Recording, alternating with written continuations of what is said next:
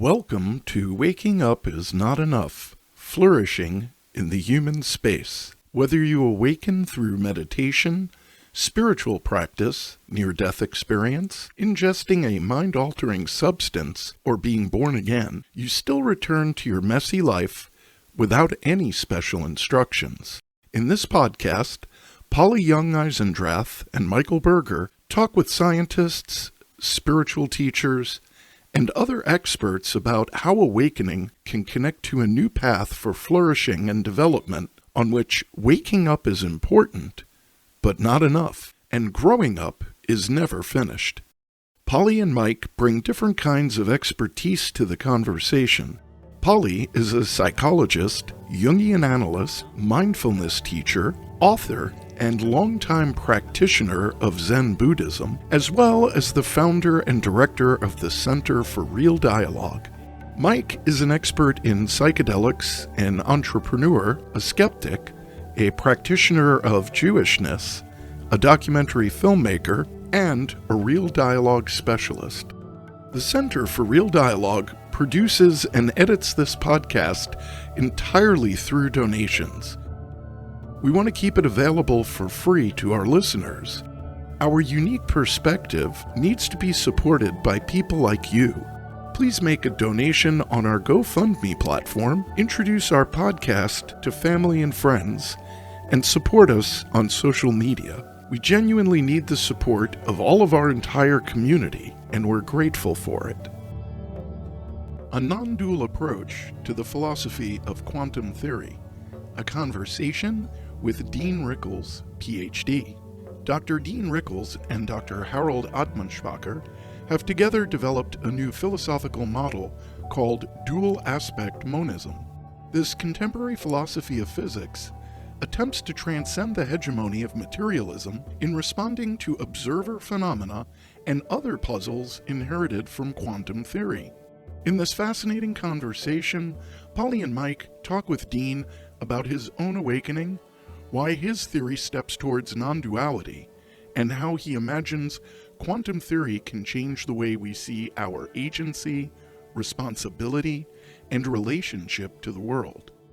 This conversation ranges from Carl Jung's theory of synchronicity to how music is like immaterial layers of consciousness, and many more topics. What's the real fish here, right? All we've got in this case are representations that we're mistaking with the real thing. And in this case, we've got an additional interest because although we've got correlations between the two fish, what look like two fish on the screen, it's not causal. There's no causal correlation. It appears that they're causally connected because they're being projected from one and the same underlying reality. So it's almost like an example, like a model of synchronicity, of how synchronicity can be understood. The only difference is with synchronicity, there's the addition of meaning that connect the two screens rather than causation. So anyway, I thought I'd throw that in as a nice example of getting a sort of picture of what's going on when we think of reality and representation in the dual aspect model, especially the idea that it makes no sense to speak of the fish in itself, right, the real fish, because all we have to go on are things like this representation. And there's a nice quote from Wilfred Bion, sort of makes the point very well. He says, look, he doesn't use the example of the fish, but I'll use the example of the fish. The reality of the fish is that it's just being, right? The fish is being. And reality has to be being, is what he says. Reality has to be being. And all we have to go on when we're trying to access it is these representations and knowledge. The perceiver is distinct from the video, the person perceiving. And the person perceiving is apparently explaining that this is, the idea is we know it's one fish, but the person perceiving is perceiving it differently from the we know. And to me, this fish idea was very analogous to Harald Searle's idea of what it's like to have a psychotic perception of a single human being, each one organized by this different emotional state. So, one of his patients said to him, I think there are 135 Dr. Searles. And when he explored this with her, this was how many perceptions she had had of him being different, a different person because of his emotional expression. She did not have the continuity that Dr. Searles was continuous. And children, often young children, also don't have that continuity. They don't believe mom is just one mom. There's the terrible mom. There's the sweet and cuddly mom. There's the mom who bakes the cookies. There's the mom who gets really angry. And those, even though an adult would say, oh, this is all the same mom, the kid or the psychotic person is having a different experience. So the perceiver and the perceived are involved in, this is again the idea of the world comes in the perceiver and the perceived making contact. And then the meaning, is related to the perceiver who assigns the meaning. So your fish thing fitted so well with Searle's patient who perceives him as being 135 people. Yeah, well, remember that, so I should have mentioned in the Bohm example, we're supposed to pretend that we don't know that the aquarium and the cameras are there. And the idea is that one fish is the world, one fish is the mind reflecting the world. And all we've got to go on is exactly that pair of correlations. And then we have to sort of project backwards to the idea that there might be one thing generating both of these, the thing in the world and the thing in the mind. On the quantum time idea, so time has been in a bit of a mess in quantum mechanics for a while. Remember that time in quantum mechanics is not necessarily the same as time as experienced. All right, there's a multifaceted nature to the concept of time, but you can connect it. And in fact, the idea that there might be retrocausality in quantum mechanics has been around for a while. So one of the people we discuss in the book, in fact, in the Dual Aspect Monism book, is John Wheeler, who invented this thing called the delayed choice experiment. So, his view is interesting because it fits what you just said, Polly, about the coming into being, sort of simultaneous coming into being of the perceiver and the perceived. So his view is that, and he borrows this from Niels Bohr, one of the founders of quantum mechanics, that there is no world without a participator that's asking questions to the world that allows it to manifest itself and bring it into being. So just to get this viewpoint across, so I'll start with this example he gives, which you don't need to understand quantum mechanics to make sense of. So the way he understands the nature of the quantum world is like the game of 20 questions, but a particular kind of the game of 20 questions. So usually when you ask 20 questions, you've got a word in mind ahead of time, right? And the person asks, is it a human? Is it is it inanimate? Is it animate, etc.? And you try and narrow it down as the person asking the questions until you hit on the word that the person has in mind, the other person has in mind. So here, the other person is like the world. And the person asking the questions is the experimenter, the participator. But John Wheeler describes this very particular case where the people who he was asking questions to didn't have a word ahead of time.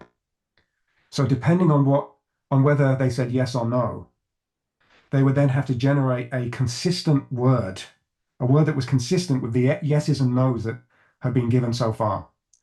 So Wheeler would ask, is it animate or inanimate? And they would say yes or no, without having anything in mind. And then they would have to think of an object that was consistent with that. So eventually, by the questions and the answers, the yeses and nos that are given, you narrow down to some object that didn't previously exist, right? It didn't previously exist in the world out there. So the quantum world for Wheeler is like this game of 20 questions. There's no way the world is out there until you've asked very specific questions that allow it to give you some sort of range of answers. And it's still probabilistic. There's still chance and freedom in the answers that we get from the world, right? We might ask an electron, are you spin up or are you spin down? We might ask a photon, did you go through this slit or this slit in this experiment? And until we've asked it a particular kind of question, it doesn't know what it's going to give us back. Now you can do this even so the delayed choice experiment is based on this idea. So it says, for some experiment that had a situation where a photon could have gone through two slits, gone down two particular paths of an experiment in the past. Okay, we can ask a question now, here in the present, that will determine which of those paths it went through. So until we've said, did you go through path A or path B? It didn't go through any of them, right? We need to ask the question to bring it into being, bring the path into being, which one it went through. And Wheeler, he was pretty out there with some of his ideas, and this is the most out there one is the idea that we can explain the generation of the universe, right? We can give a cosmogenic version of this delayed choice experiment. Because the reason why we think that there was a Big Bang is because we have this radiation, right? It's supposed to have come from that original event. So Wheeler devises a version where we can imagine the planets, the stellar objects, acting as a sort of interference screen where light can pass through. And until we've asked the question of which route the light came from the earliest phases of the universe, it doesn't exist yet. It didn't exist until we decided what question to ask of it. So our question now brought about the original event, the cosmogenesis event. So it has this very famous diagram, which is basically a big letter U with an eyeball on one end of the U, of the capital U, and what's supposed to be the initial origins of the universe on the other. And there's not one without the other.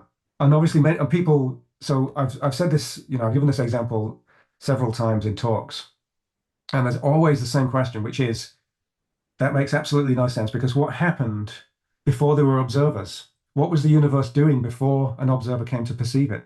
But the answer is there was nothing there. There was nothing happening. There was no world yet, because that presupposes that there's a way the world is. Or there's nothing we can say about it. Well, there's nothing there really without the perceiver. And so this gets very close to Zen. I mean, this is actually what you're explaining in Wheeler, and I have read Wheeler, and I never understood why it was so complicated for people. But, it's the question, like, if the tree falls in the forest and there's no one there to hear it, does it make a sound? This is not a paradox from the Zen point of view. The answer is no. Well, the true answer, according to this approach, is that there's no tree either. Or yes, that would be the case too. But the thing that is the case is, in a certain way, I was thinking about this, having read, quite a lot of your book last night. I'd read some of it. I read Life is Short first. That seemed like a very different book from this other book. So now I know you had an experience that was different. This morning I woke up and I thought, in these problems that we have with materialism, in a certain sense, you can begin with the perceiver, the person, the subject, or you can begin with the universe, with the idea that there is something out there, and you arrive at different conclusions simply by where you begin. And to me, having had the experiences I've had and so on, I cannot begin without sort of understanding who is perceiving, because that is what the world will be, and I don't see another way to get around that. And even in my own experiences of awakening, and even in my experiences also of lucid dreaming, and in some dreams in which I seem to be a different subjectivity who seems to have some consistency, I am just, in a sense, perceiving from a different point of view, and there's not continuity with me when I'm back here doing this, whatever I'm doing. So, I don't quite see the problem. I don't see anything except subjective experience, and then the conversations that people have about it. And so it's always hard for me to understand why there's so much belief in the world out there. It's not that I'm unappreciative of Greek philosophy, for example. I'm never convinced except by the way that Wheeler was talking about it. It seems to me that is, I can't get beyond that case. The other kind of, I was going to bring up earlier, another metaphor for awakening is orgasm. People experience orgasm, and orgasm very often, and I think fairly often, I've never heard someone experience it without saying something about a boundarylessness, some sense of being without boundaries. And so there is access to this state in kind of everyday life. Many people are not necessarily remarking on it that way, but I think that does give a kind of an access to the non-dual state. Back to do you begin with the world out there, or do you begin with the perceiver? I think Don Hoffman is trying very hard to begin with the perceiver. And his conscious agent is something that a being, and it can be a personality. So the indeterminate part is that decides, but it's perceive, decide, act. And this is what generates all of the material world in Hoffman's theory.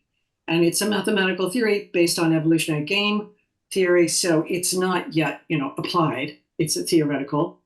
But in a way, to me, that completely makes sense. It starts with the perception and then the decision and then the act. And I think Wheeler, to me, makes a lot of sense. I don't understand why he's so criticized. And maybe you can tell me that. Well, he's criticized amongst physicists because he's taking the ground from underneath the usual way of thinking about what physics is doing, which is, revealing what the world is like. So, there's this very famous battle between Einstein and Niels Bohr about whether the world is there when we're not looking at it. Is the moon there when nobody looks, is the famous phrase. And so Einstein had this firm belief that the world cannot possibly care what a human thinks of it and what an observer is doing. The world just is as it is. And then Bohr had this idea that there's something special about the epistemic relationship with the world, so that you can't just speak of a world. Like, it's almost like the thing in itself. You can't speak of the world as it is in itself. And even though most people will go against Einstein's views of quantum theory, they still very much seem to strongly cling to this idea that there's still a kind of objectivity. Even though the objectivity is weird and we're not supposed to ask about it in physics because we don't really have explanations for what the quantum world is, we still think that there is really an objective world out there, and moreover that we are built, observers and humans, perceivers are built from the same stuff as is out there. So they have a breakdown of the subject-object distinction in a different way, right? By saying, no, everything is just material. The subjectivity is an illusion. It's a way certain pieces of matter sort of have access to the world, to other pieces of matter. But they must know that all of that is a conversation. I think they worry about what will happen to the nature of physical law if you adopt this perspective. One of the nice things about the dual aspect monist position that me and Harald have developed is that you can kind of preserve the sort of this safe space for physicists, because we have the physical domain and the mental domain. And you can almost view it as a limiting case where you've limited the psychophysically neutral realm to just the physical bit. And you can pretend that that's all there is. And that's what physicists are comfortable with. And in that domain, there are physical laws that behave exactly as physicists think, but you're just bracketing it off from other domains. You might also do the same with the idealist, with the mental side here, where people think, no, it's just all mind, maybe Bernardo Kastrup or something. And then what you're doing is bracketing everything into this section and pretending that that's all there is and everything is coming from there. So we have ways of sort of preserving these other viewpoints and the fact that people, they really do cling to them. Whereas the deeper view is more like this Wheeler view, which is that there's no independent existence of these two, the physical and the mental. They are linked by the fact that they are sort of elements of one and the same deeper domain. And it's not that they pre-exist in this deeper domain. No. Right? There's no existence there until, as you say, there's this sort of coincidence. Right? It's very Whiteheadian in some ways. There's a coincidence occurrence that happens. I think you're saying very nicely there that the dual aspect monism does preserve something that can be thought of as the material world, or let's say the continuity of something that has a thingness about it, that has these kinds of laws. Despite realizing that it's fundamentally not like that. Right. This kind of, I want to bring in a little bit about why you are interested in Jung and why you have employed Jung and Pauli's version of essentially the unus mundus, or the one world, and then synchronicity, because I think that those theorists aren't widely accepted by, Jung's not, by physicists. And so I'm curious about that. And that's just a kind of personal curiosity, being a Jungian. Yeah, well, of course, Jung, Pauli's work with Jung is considered to be almost like Einstein's work in his later life, where he went a bit mad and kind of lost his mind. So my initial investigations of Jung I was previously very against Jung, maybe 10 years ago or so, but an ex-partner actually introduced me to Jung. And so I was slowly sort of following along some of the books she was reading. One of them was Leslie Stein's book on the wholeness, right? The equation for the self. So I was sort of building up knowledge along this parallel stream, just by osmosis mainly. And then the COVID thing happened, and I decided to write something a bit more meaningful, very different to what I would usually write. A sort of a kind of guide to being okay with limits and finitude. So some of this drew from Wheeler's view, in fact. So the idea was that there is a certain meaning that comes from the fact that we are now somehow engaged with the world in a different way than we thought we were. Right? We're somehow responsible through the questions and the interventions and interactions we have with the world for bringing it about. Sort of participation mystique kind of idea. But that didn't make sense unless there was this finiteness as well, right? In order to make choices, there needs to be finiteness for choice to make sense. And then this was sort of putting me in mind of things I've read about Jung's, notion of limits and, the archetypes of the puer and the senex, right? The idea that the senex is limited and the puer, it wants to be unlimited, and how the puer lacks meaning in certain ways, but then the senex can sort of also be too ordered. So I was trying to deal with these sort of archetypes and pull it together in a coherent argument that provided a different kind of meaning of life, not the meaning of life, but a way that people could draw some kind of source of meaning from their finiteness and from their limitations. So that pulled me into that element of Jung. And then the other element came from looking at some elements of Wheeler's notion of participator, which led me into elements of Jung's participation mystique, because Jung has almost exactly parallel statements about how it's sort of humans have a cosmogonical function to play in the universe, right? Remember, he's talking about his Pueblo friends who he envies because they have this idea that they are somehow involved in bringing the world into being in the morning and these sorts of things. And I'd had the experience by this point, and I had a strange addition of knowledge somehow that led me into people like Jakob Boehmer and the mystics and all of this occult work as well, which led me into Jung's Unus Mundus ideas. Obviously, he got it from Dawn, right? This concept. So there was a realization that there was a connection to what we were doing in dual aspect monism and all of this mystical stuff that I've been looking at. And Jung was grappling with this in his final book, Mysterium Conjunctionis, which for me was the most meaningful of all his books. So many people think that this is really impenetrable, but for me, it was this is exactly the ideas that are going on in my mind right now. And he even mentions at some stage that the most profound mystery is the transcendental mystery of the parasympathetic and sympathetic nervous systems, which was relating to some things I was thinking about to do with the problem of the one and the many, right? Which is part of the dual aspect monist view, right? We start with the one and we've got to somehow get to the many. And I think Jung was referring in a strange way to this exact problem, right? Sympathetic means to come together to try and merge into one, and then the parasympathetic is sort of the strife and pushing apart. So there was, a very strange 2-year sort of coalescence of various bits of Jung and various bits of the physics and various bits of other things I was working on. It was a very interesting 2 years of work between 2022 and 2020, this year. In terms of Jung synchronicity archetypes, so even going back to Donald Hoffman's perceived decide act, where does meaning fit in all of these? It's the significance that each perceiver brings to it. And there was a parallel to, I think I recall with Donald Hoffman, that first, as I recall it, the conscious agents were nestable, and yet the oneness was outside of space-time, which is what he's trying to prove using the LHC, the Large Hadron Collider. And then to connect the quantum view of particles affecting each other instantaneously, you have like indeterminacy, non-locality, entanglement. And there's connections. I see connections with Jung's theory of synchronicity in that sense too. And yet, at a quantum level, where's the meaning come from? Yeah, so there's a few things there. So there is definitely a connection between synchronicity and non-locality. I mean, it's, as I said earlier, the difference, so they both share this idea that there are disconnected things that appear correlated despite the lack of a causal connection between them.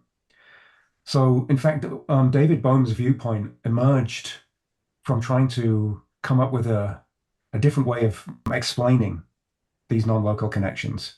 And his idea is that they are non-local at the level of the explicit order, i.e., the everyday reality, but locality doesn't exist at the level of the implicate order, so they can be together and sort of interacting in a different way at the level of the implicate order. So non-locality is a kind of illusion that comes from the fact that we're in a different level of reality, and there's no causal link, of course, between them. But then the difference is, as you say, the meaning. So the difference between that and synchronistic events is that although there's no causal ordering between synchronistic events and the particles, for example, in the case of synchronistic events, there's supposed to be something that makes them salient to one another. It's not just a random occurrence.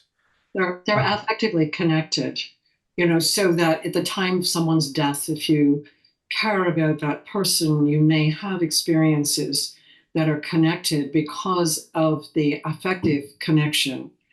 And the experiences emerge as though they are emerging from the material world. From Jung's point of view, they're emerging from the psychoid world, which is more the underlying connector world. From the Buddhist perspective, of course, they've never been separated, so anything can be manifested in a material world. And of course, there are accounts in all the descriptions of bodhisattvas. Bodhisattvas have a consciousness at the level of being able to dematerialize and rematerialize because they penetrated the phenomenal world in the way that you would penetrate the dream by being lucid. So bodhisattvas have got this skill, and they can do it in the material world. And so in that way, they can appear and disappear. And of course, Jesus did that after he died. He appeared to his disciples, and he was material. Yeah, so on the dual aspect monist account that we have, synchronicities would be permanent, basically. They would be continuous. The idea would be that those that have emotional salience are the thing that draws to them in the first place, draws to realize that it's not a causal connection. Otherwise, we view it as a continuously causal connection. Everyday reality looks like it's always the world and me are in parallel. My thoughts and the world are in parallel. What breaks that, what breaks this causal order, is precisely when we have a strong emotional sense that this couldn't possibly be causally related, and yet they are related. Hence, they're related by meaning.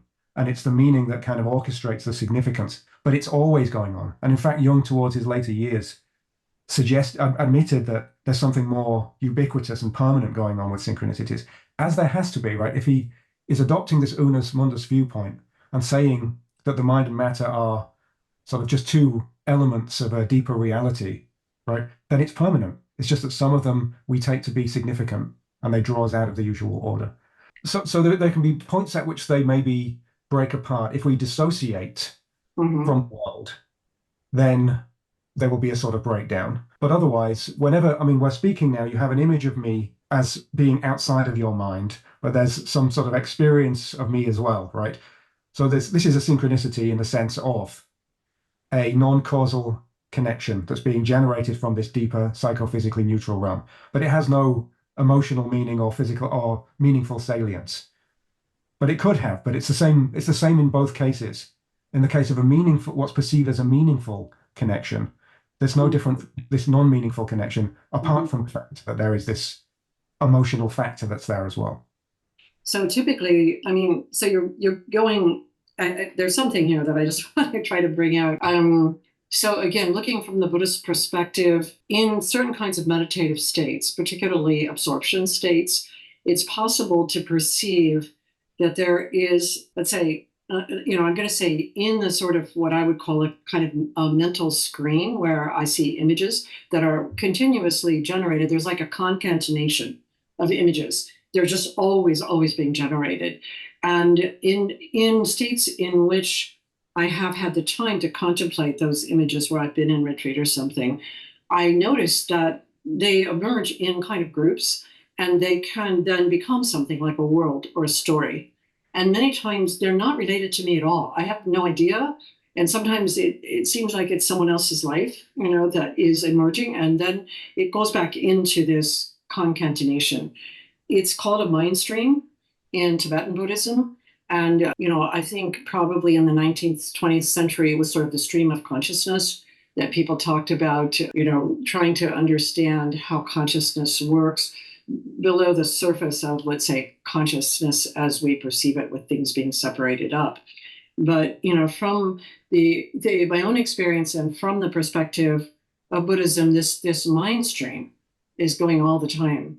And so then the synchronicity, from my point of view, would be somehow the emergence from into my conscious awareness of something that is meaningful and coordinated with my current situation. But it would not, it's almost like the idea that I learned as a Jungian analyst about synchronicity is that it was a coincidence, like a meaningful coincidence, as though it was separated from my consciousness. I felt it was a kind of a weak idea, not very, it seemed to me it was in reaction to Jung's limiting himself to sort of Kantian categories or something. He was trying to break out of something and bring in experiences that he definitely had, no question about it.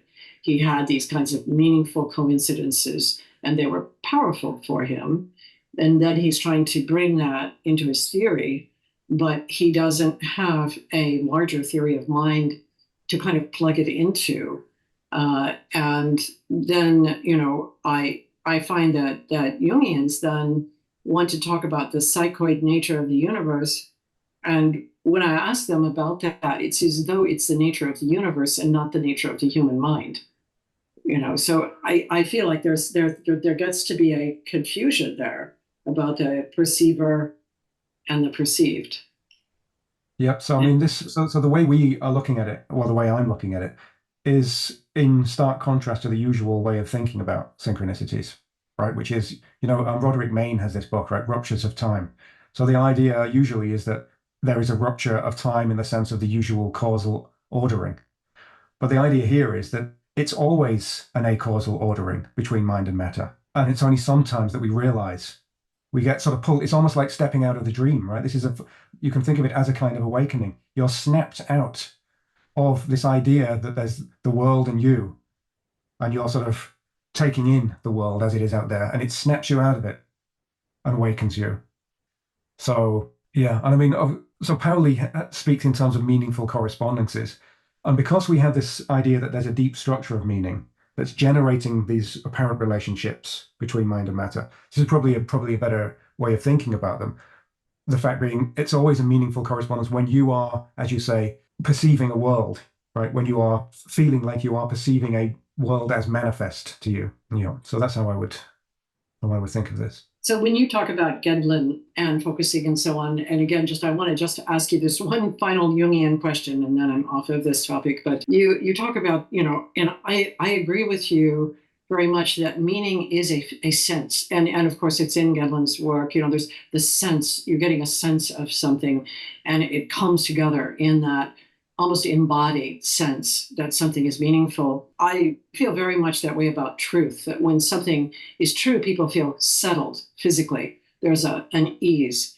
And when something is clearly chaotic or not true, there's a physical unsettledness. But I would have called all of that eventually intuition, from a Jungian idea that in the function of intuition is a synthetic function. It brings together patterns and associations that are unconscious, and then they emerge into consciousness because they are either disruptive or because they are somehow connected to the moment. And so I noticed that you sort of stay with the sensation, and of course Jung has this distinction between the sensation function and the intuition function as two different kinds of functions that humans, lean to one or the other. And I was wondering whether you had, whether there was some sort of shift there in the Jungian typology, or if I was just reading this too seriously in terms of thinking that, it was a shift away from intuition into sensation. So the idea would be that, I mean, intuition's a curious word because it sort of suggests that there's something a little bit more direct. So the way we were thinking about things like intuition and sensation is I think, along parallel lines to one another. And I mean, it goes to this idea of getting beneath the duality, the psychophysical duality, to something psychophysically neutral. So in the case of the bodily sensations, you're dealing with something that gets a little bit lower than the usual mental representation of something. It's sort of probing, maybe not quite as deep as a musical piece, or in a slightly different way to a musical piece, but it's letting you go a little bit beneath.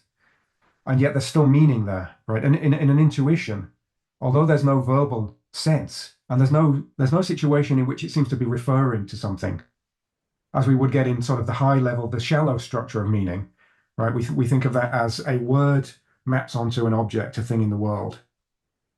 But it corresponds to a deep structure of meaning, and that you know that there's something symbolic there when you have these bodily sensations.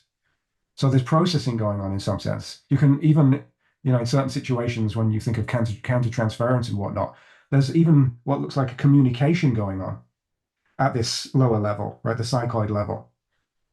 So there's clearly a deeper structure to meaning, but when you want to bring it into being again and describe it and turn the symbol into a sign, then you bring it back up into this dual domain. So it corresponds quite a lot to what Wilfred Bion would think of as the beta fragments, right?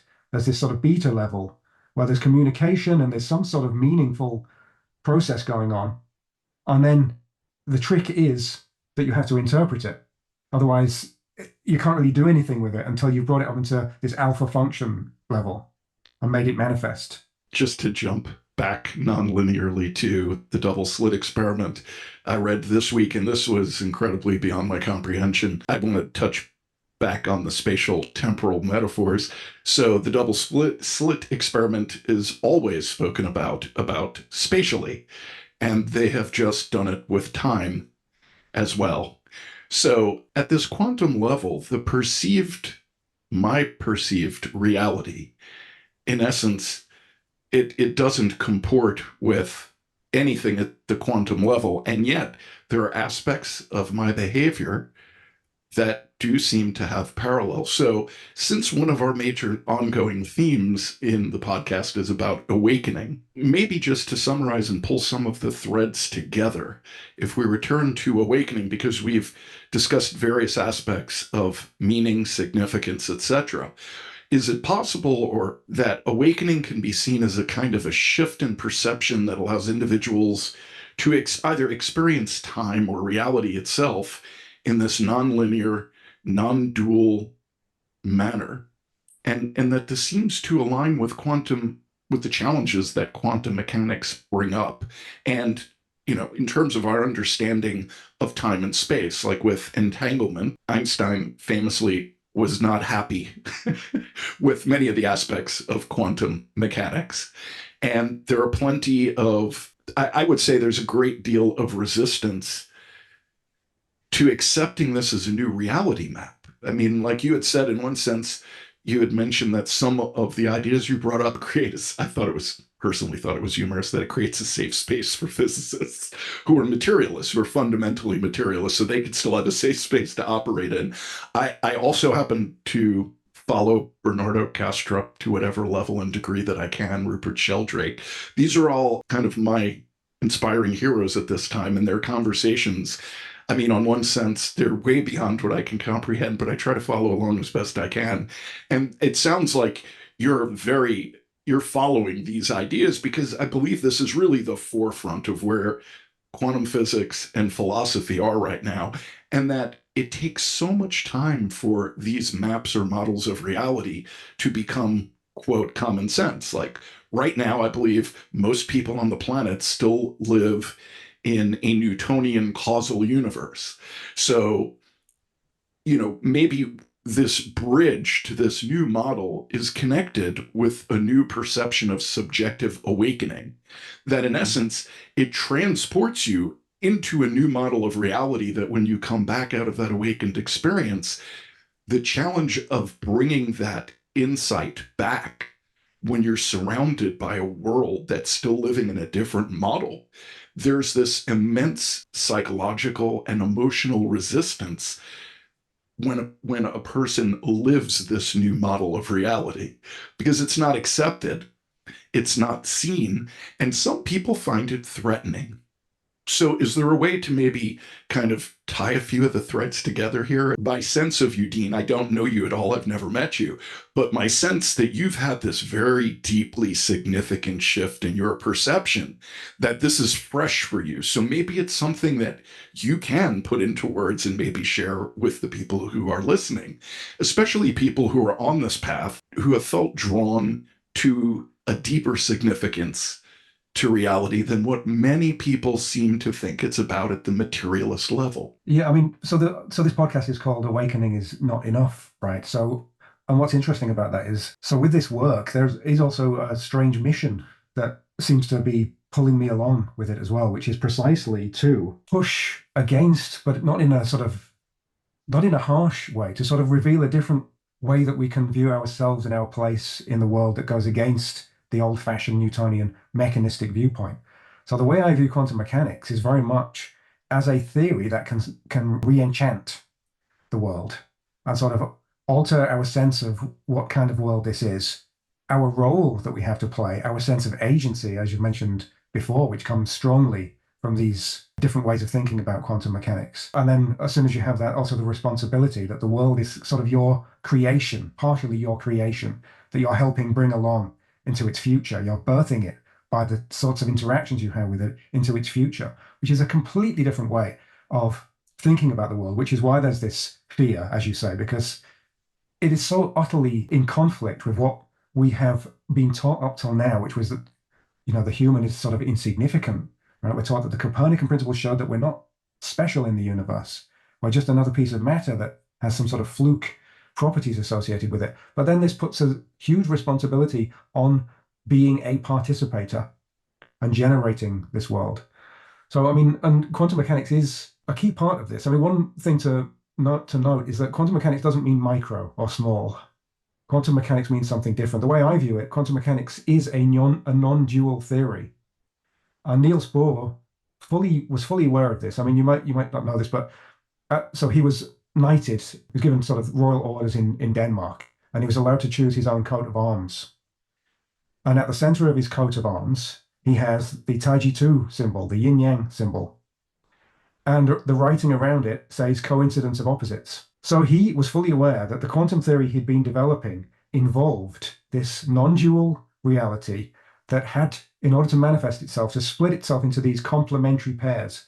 So his principle of quantum mechanics, he called the principle of complementarity, which means you need to make certain choices on how to get the world to manifest itself. You can make, for example, a position measure which slit a photon or an electron goes through, or you can make a wave measurement, particle measurement or a wave measurement, and let the interference pattern build up on the screen on this double slit experiment. You can't do both at the same time, which tells you that the world doesn't know which one it is until you've specified by setting up an experiment, ask the question, which one it's going to be. So for Bohr and for me as well, this basically shows you that the idea that there is a world sitting out there waiting for you to reveal its properties through measurements doesn't make any sense whatsoever in quantum mechanics. The kind of world that's sitting out there, if there is such a thing, has no properties. It's non-dual. And it's the dualities that allow us to bring it into being, into manifest reality. And I think the origins of quantum mechanics were based in this really deep these really deep ideas. I mean, Niels Bohr was steeped in existentialist thought. He studied with Hofding, existentialism, and William James. He was conversing with William James. And William James, you may know, has the idea that there is no world. Again, there's no way the world is. It's a pluriverse. And we are each bringing it into being in drops, is how he puts it. And it's a situation of there's this space of pure potentiality, which he calls God. And then there's us. And he says that the world that we experience is basically God and company limited. It's like this double act where we're both contributing something, right? And we both bring a sense of freedom to one another. We don't know what the world is going to give us. The world doesn't know what question we're going to ask it. So until you bring both together into this coincidence, then you don't have a world.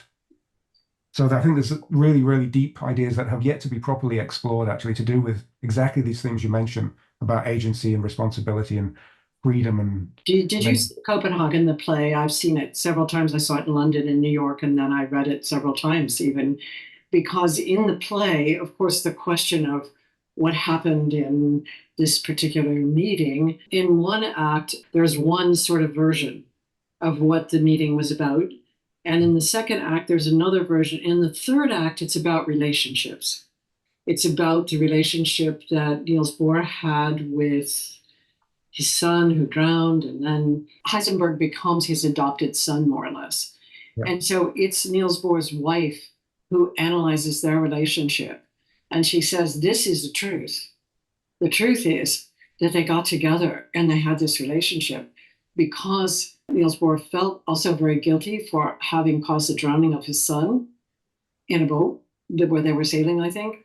But the thing that's so remarkable about the play is that it's kind of seeing these questions from different angles and deciding which angle, as in the audience, you find most persuasive. Of course, I like the third act the best because I feel often that the women are left out of the conversation, and often they are thinking about relationships, not about other kinds of concepts, like how did the kid get going and what were the conditions there, and then what happened after that. I do think that what you're saying about quantum theory is really beautiful, and that what it does introduce is this sense of responsibility, and the responsibility is for essentially creating this experience that we're in moment to moment. We can call it the world, or you can call it God also. It's like you participate in this mind of God from your particular perspective. You're illuminating something, and it's nothing until you illuminate it. And that's very different from the other way of looking at things. And I really appreciate your way of saying that. And I love the metaphor of giving birth, of birthing this new reality, the world we live in, and of the notion of re-enchantment, that we're within something that's alive, that it isn't fixed, and that based on whatever potential, we have no idea what's coming, and it can change in an instant as quickly as we change our minds. And then the last thing I want to throw in is it's turtles all the way down. Whether you go up or down in levels of magnitude, one can attribute some sense of a perceiver, of awareness, of just pure awareness. Being aware of having an experience. It's not difficult for me to imagine the various cells in the organs in my body perceive themselves in some way to have a sense of what's happening. Even as they get organized at higher and higher levels, there may be a larger sense of a perception in the way that as an individual, we have a unit, a family, what the family unit looks like, what a nation looks like, what a global village looks like. And from my life experience, what I would like to believe is happening is that this notion of where we fit in is wrapping ourselves in a much more open-ended reality that has infinite potential, but we have to show up and we have to participate in giving birth to it. It will happen by the people who do this, but the more of us who feel empowered as agents in our own lives to take personal responsibility, to organize what's coming, perhaps our species has a chance at having a future. Yeah, that's my view. And I mean, one of my current projects is to consider the idea that the worldview that sits underneath all of our dealings and all of our goings on has massive ramifications for how we deal with the world itself and how we deal with each other. And they're usually sort of ignored or swept under the carpet. There's a certain degree of flexibility in how we choose that worldview. So we can sort of make it certainly more amenable to having a flourishing world. The one we've got at the moment is absolutely terrible for that. It's destructive and sort of dehumanizing. And why would we have that one when we can have other ones? And the contradiction there is many people seem to be very well aware of it, and yet don't take action to change their own perception and the way they interact. It's as if, if it's all going to hell, I'm going to grab my toys and I'm going to win. And that's where I believe this sense of meaning and connection to something much bigger, and that the implications, if you begin to look at these different aspects of science and philosophy, We're connected to something that is not minute, it is not meaningless, it is not accidental. It at least appears to me to have significance and extends far beyond what I can even conceive. And the difficulty in seeing ripples in time from the consequences of our choices and thoughts. That's another, as you have different forms or experiences of awakening, sometimes, if you're ready and it happens, you get to see what those ripples look like, both positive and negative, even at the level of thought. So my responsibility is to try to be, to optimize my potential as best I can, and to walk through the world in a way where other people see this is possible, this is real, you can do this. And it's simple but not easy. It's a choice, moment to moment as it arises. I mean, for me, that's kind of been the lesson. Each moment we have these opportunities. So with synchronicity, the affect is individual and subjective. I have to find the meeting. If I'm not tuned into what's going on in my own reality, in my own mind, in my own soul, that experience can't happen for me. So this goes back to those degrees of freedom and agency, and how do I keep reminding myself or giving myself a little nudge as I fall asleep to come back and feel that connection and significance and meaning, and see how I do make a difference in each choice and each interaction. How I treat myself, how I treat others makes a difference in the world. And it's sometimes those chance connections that really do open up an entire new world for us as individuals. So I want to give a plug right now to the chance connection that I made with Dean Rickles, because I have never seen him in person. I met him only in an online meeting, and he and I together organized a proposal for a summit about the future of human consciousness. And we are at this moment trying to find some donors, trying to do some fundraising for this summit that we hope will happen, in which we would be gathering together a group of people who believe that the paradigm or the hegemony of materialism is gone. It's already died, and are looking now for a different kind of paradigm that interacts with human consciousness. I just want to give a plug for at least the idea that we have, that we could organize this summit and that it comes out of the meeting between you and me, Dean, because I was amazed that our ideas were so aligned and we had never met. If we could do our summit, we'll bring all of this to another level. I hope we can. So let me close out the episode by asking any of the listeners, if you've taken something from this conversation, if you found something significant or meaningful, share it widely. Share it with friends who may know or be people who could help fund this project. And please subscribe and like and help us get the word out about what we're talking about. And thank you for listening. And it's been a pleasure, Dean. I truly appreciate meeting you and hearing your ideas. And I wish you a really pregnant future in getting this out there and birthing the reality you're trying to create. Thanks for having me on. It was lovely. Thank you so much for being with us. And I'm sure we'll see you again soon. Enjoyed this episode of Waking Up Is Not Enough, Flourishing in the Human Space? Please consider supporting Waking Up Is Not Enough by contributing to our GoFundMe campaign. You can find the campaign linked in the description.